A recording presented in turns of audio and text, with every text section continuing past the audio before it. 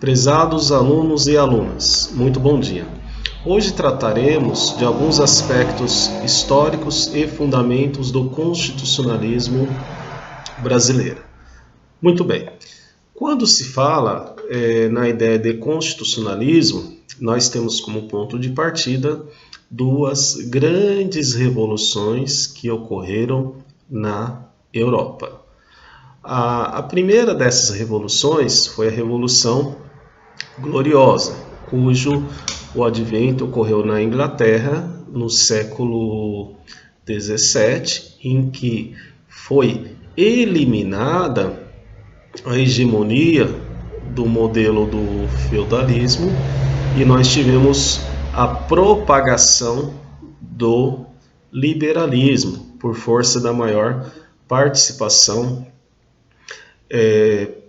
política e econômica da burguesia no poder.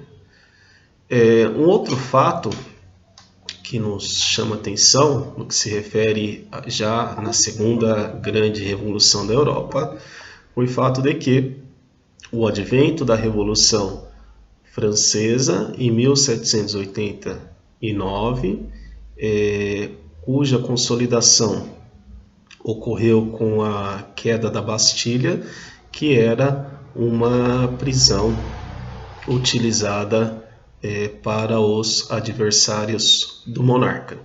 Então, essas duas grandes revoluções que propagaram o surgimento do novo modelo de Estado. Estado esse inserido no contexto da sociedade contemporânea. Pois bem, já aqui no Brasil, no ano de 1822, no dia 7 de setembro de 1822, nós tivemos a independência do Brasil, o que acabou abrindo caminho para o reconhecimento do Brasil na condição de sujeito de direito internacional público. Então, a partir da independência do Brasil, o país ele passa a ter os 3 elementos obrigatórios do Estado. E quais são esses elementos obrigatórios do Estado?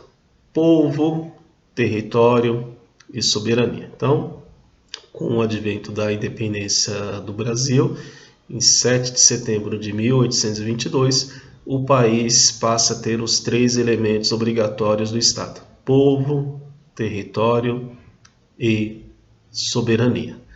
Nós transitamos aí durante todo esse período monárquico e mais adiante nós tivemos um outro movimento histórico no Brasil de significativa importância, que foi o advento da proclamação da República. Então, o dia 15 de novembro de 1889, com o advento da proclamação da República, o Brasil ele deixa para trás o formato monárquico e acaba adotando o modelo republicano. E, evidentemente, já considerando que o país tinha adotado o modelo republicano, a Constituição de 1824 já não tinha aí uma boa compatibilidade com esse formato republicano. Daí é que surge a Carta Constitucional de 1891, considerada a segunda Constituição do nosso ordenamento jurídico e a primeira no formato republicano. Essa Carta Constitucional de 1891, ela positivou os direitos fundamentais de primeira geração. Tá? Ela traz a positivação desses direitos fundamentais de primeira geração. E de acordo com os ensinamentos do doutrinador constitucionalista Paulo Bonavides, esses direitos fundamentais de primeira geração são os direitos civis e políticos. Então, os direitos fundamentais de primeira geração são os direitos civis e políticos. Muito bem, passamos por essa fase, por esse período em que o Estado estava mais voltado para a preocupação no que se refere ao reconhecimento dos direitos individuais, e atingimos uma nova fase com o surgimento da Carta Constitucional de 1934, que já aborda direitos de natureza coletiva. Então, a Carta Constitucional de 1934, ela positivou os direitos fundamentais de segunda geração. Então, a Constituição Federal de 1934 positivou os direitos fundamentais de segunda geração. E, mais uma vez, iremos nos valer das lições do doutrinador Paulo Bonavides, que destaca na condição de direitos fundamentais de segunda geração os direitos sociais, econômicos, culturais e coletivos. Então, de acordo com o doutrinador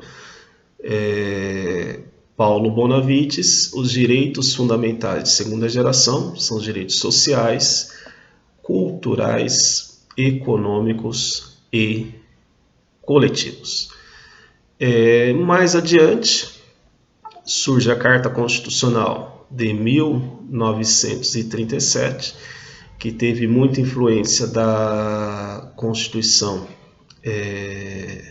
polonesa, sobretudo pelo fato de que nesse período estava aí surgindo os primeiros ensaios pelo mundo, o que propagaria na fase seguinte o advento da Segunda Guerra Mundial, que teve início no ano de 1939 e perdurou até o ano de 1945.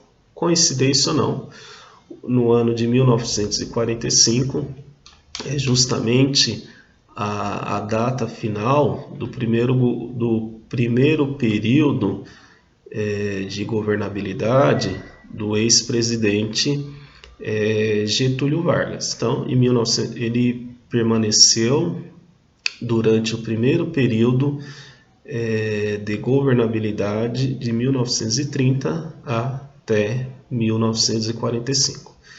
Em decorrência dessa mudança no contexto político, no ano de 1946 surge uma nova Carta Constitucional que resgata o modelo democrático de direito no Brasil.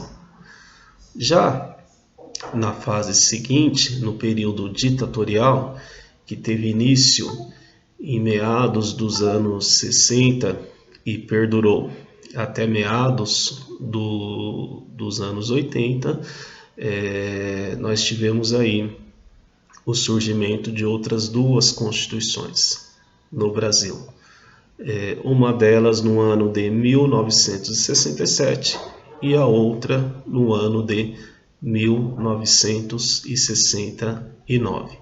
Ainda que, dependendo da visão doutrinária, apenas existiu uma Carta Constitucional neste período. Mas isso não muda nada, porque, a bem da verdade, o importante é que todos nós saibamos que, passamos por esse período ditatorial durante um certo lapso temporal.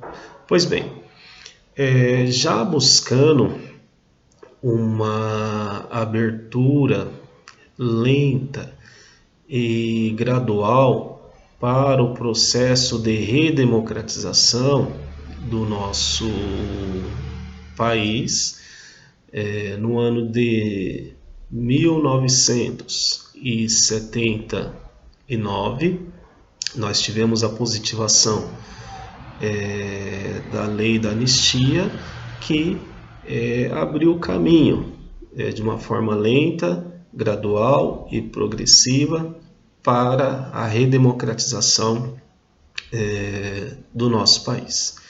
Então, nessa ordem de raciocínio, em meados dos anos 80, nós tivemos aí a disputa das eleições indiretas pelos candidatos Paulo Salim Maluf e Tancredo de Almeida Neves. Pois bem, o conhecido político mineiro de São João del Rei saiu vitorioso nas eleições, entretanto não assumiu o cargo de chefe do Poder Executivo porque faleceu alguns dias antes da posse. Dessa maneira, quem acaba assumindo o cargo de chefe do Poder Executivo foi o vice-presidente José Sarney. E ao final do seu governo, nós tivemos o quê? Precisamente no ano de 1988, a positivação da Constituição atual, que tem vigência até os nossos dias. Então, a Carta Constitucional de 1988, ela é fruto de todo esse desenvolvimento histórico, de debates jurídicos, para que pudéssemos contemplar a sua positivação no nosso ordenamento jurídico. Muito bem, ficamos por aqui. O meu muito obrigado a todos e a todas, e até a nossa próxima aula.